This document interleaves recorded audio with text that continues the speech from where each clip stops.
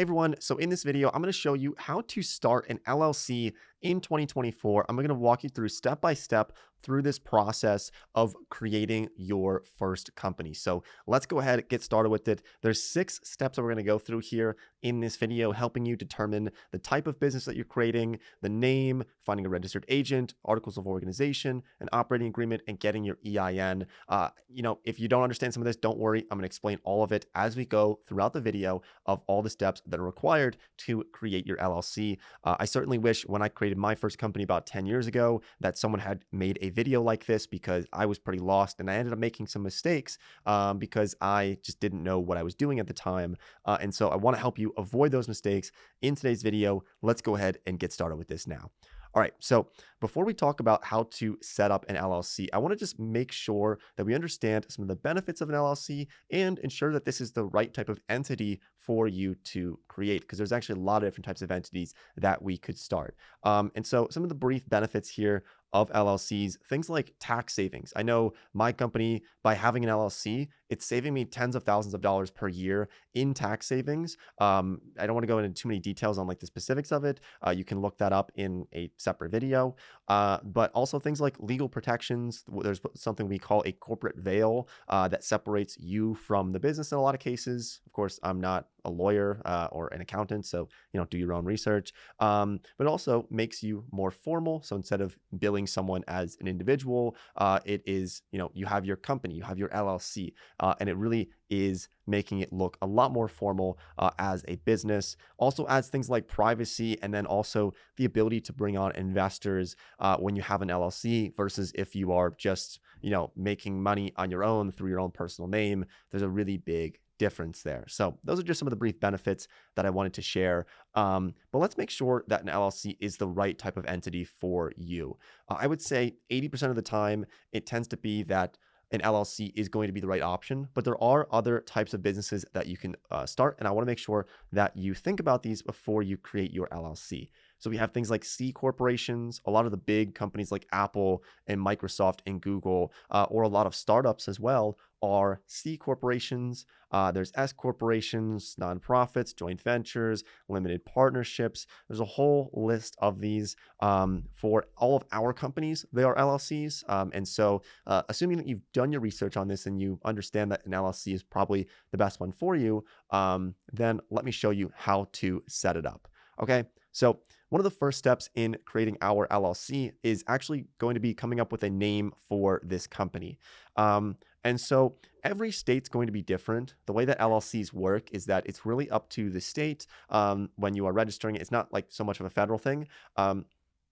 And so you need to go through a couple of things to make sure that you're doing this properly. And so you need to avoid names that would be confused with other types of businesses. So like if I wanted to start a company called Starbucks Bakery, well, that's pretty close to Starbucks coffee, and that already exists in my state. And so I might get rejected if I try to create a company called Starbucks, or like if I try to make a restaurant called McDonald's, they're going to reject that because it already exists. So that's one of the biggest criteria there, is not coming up with a name that already exists, but then also making sure that you're not, putting words in there like bank or lawyer if you don't have those types of certifications, or like doctor is very difficult of a word to use in your business. So when we are looking for a name for a business, you're going to want to go to your state's website that has a list of all of the businesses that are registered in your state. So for Florida, for example, I went onto the Florida, it's sunbiz.org, the Division of Corporations. Just do a quick Google search for your specific state on, LLC search with a certain state, right? Do that Google search. You'll find a database. Make sure it's at the actual government website. And then I'm just going to search for different companies. So for example, if I wanted to start a company called Starbucks in Florida, well, there's already some companies that are called Starbucks in Florida. So if I send an application for, this company name, it's probably going to get rejected because there's other companies that exist already for that name. So instead of that, let's say I want to do Santrel Bakery and do a quick search. And there's nothing really similar to Santrel Bakery in Florida. And so I could probably confidently submit this application and it will likely get approved. Now, I can't promise this to you. Like, if like submit something and it gets rejected, that is possible. But this is hopefully to try to prevent that, is searching on the state's website to make sure that the business does not already exist in your state. So once we've come up with a name for our company, then we're going to need to do the next step here, which is to find a registered agent for our business. So a registered agent basically is every state requires you to have a physical address where someone can receive mail, usually on normal business hours, tends to be like 9 to 5, depends on the state, where someone can receive mail. So it has to be a physical address. And I know what people are thinking, that they can just use a PO box or like a UPS box when they, put an address in for their business location. But you actually cannot do that. It has to be a location that someone is present at during most days, most time in the day. And so you have a couple of options here. You can either use your own home address as your registered agent for the business, or you can go with a registered agent service. Now, I recommend using a registered agent service. This is basically someone who will act on your behalf. You can use their address. I'll show you this in just a second. And the reason why I like registered agents is because if you use your own home address, this is going to be publicly available information. And when people search up your business, they'll be able to see where you live. And to me, I just don't really like that. And I know most people who create companies, they don't want random people showing up at their house because their information is public out there for the whole world to see. And so the way that we do this is we hire a registered agent. And so the best one that we use is called Busy. I'll leave a link to it down below in the description. But not only are they helping you with the registered agent where you can use their address, but they're also helping you to create your LLC. They're filing your articles of organization. They're getting your EIN for you. They're doing all these other things that I think is totally worth it. So let me just show you how you can create this with Busy and how they're going to help you with this registered agent. So for entity type, I'm just going to click LLC and pick the state in which I'm trying to open an LLC in. You don't have to necessarily live in the state in which you are creating an LLC in. I would recommend doing some more research on that because I am, once again, not an attorney or an accountant, and so tax laws can vary. But if you want to get to Busy, you can just go to the link below in the description where you can start signing up for it. And we're going to go with the gold plan because with the gold plan, what Busy's doing is they are helping us with our articles of organization, which is very important.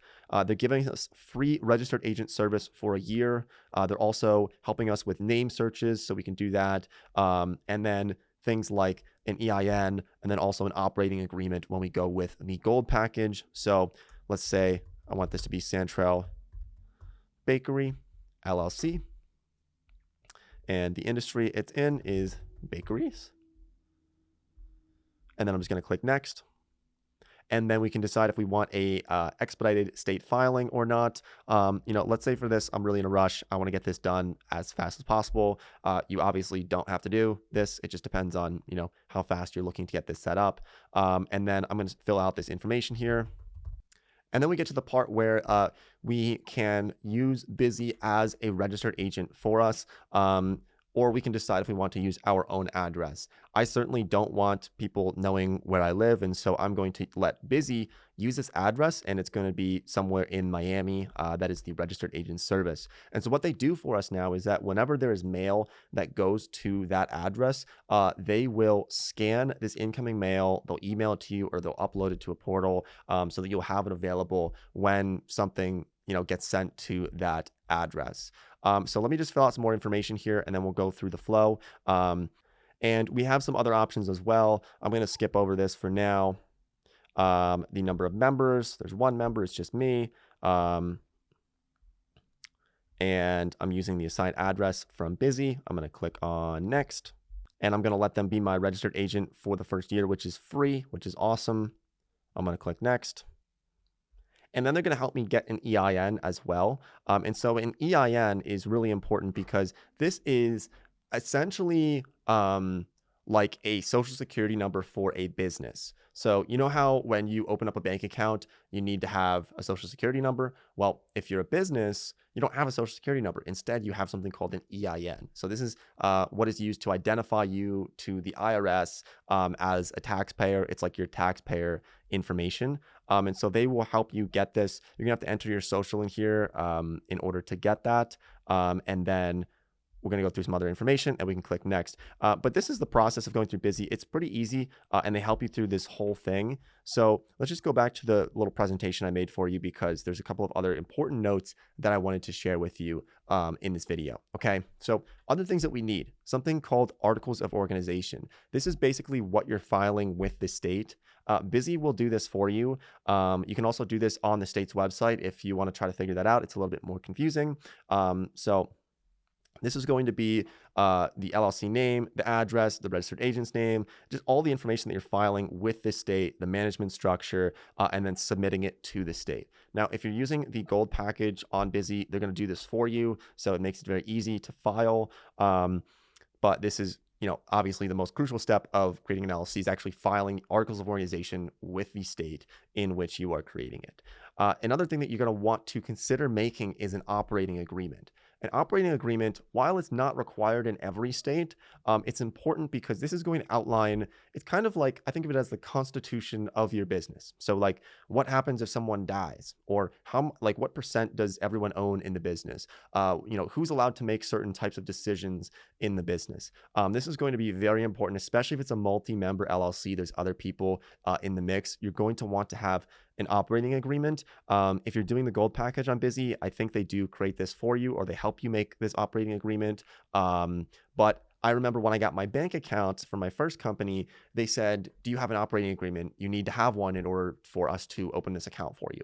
And so while, like I said, it's not absolutely required in every state, it is very important. And I think you should have an operating agreement in place for your company. If you're not using Busy and you're doing this on your own, you can probably find some templates online as well to create this operating agreement and then get it notarized if that's something that you feel like you should do. But covers all these other things like profit and loss divisions, new procedures, right? Terms of, if you're dissolving the business, how does that work? Liability, everything else, very important there. Okay. And then the final step here for your company and creating your LLC is getting your EIN, which once again, Busy will help you to do this if you get the gold package.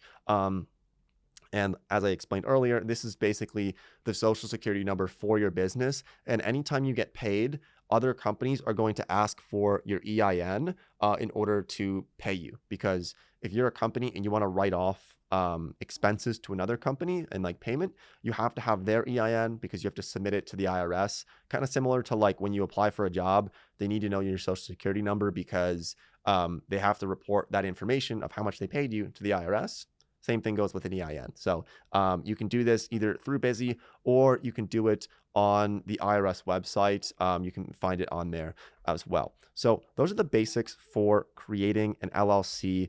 Let me know if you have any questions, any comments. Feel free to leave them down below. I'll try to get back to you as soon as possible. Let me know if there's anything else that you would like to see in terms of creating entities, or once you already set up your LLC, what are the next steps after that? So thanks for watching the video. I hope you found some value in it, and I'll see everybody sometime in a future video.